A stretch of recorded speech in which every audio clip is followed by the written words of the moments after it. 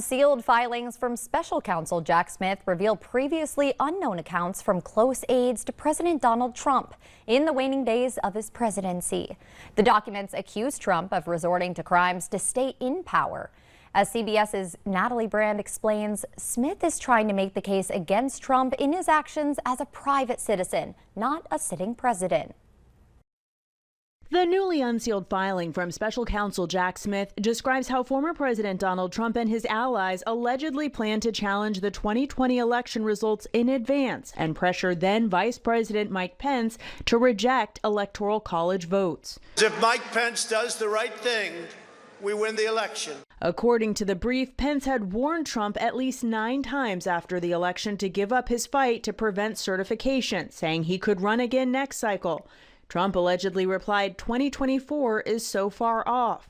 And when Trump was warned Pence's life was in danger during the attack, Trump allegedly responded, so what? These are all extremely important pieces of information because they go to the former president's knowledge and his intent. The 165-page filing also identifies a number of private individuals prosecutors allege worked with Trump as special counsel Jack Smith reshapes his case following the Supreme Court's landmark ruling over the summer, allowing some presidential immunity for certain official acts. The brief attempts to outline all of the evidence the prosecutor has to show that the actions of the former president were in his capacity as a private candidate for president, not in his capacity as president.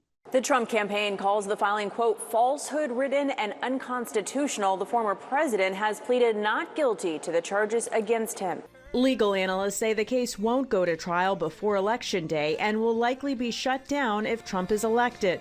But several people close to Trump tell CBS News he's furious about the filing and say if he's defeated in November, will likely claim the election was stolen. Natalie Brand, CBS News, Washington.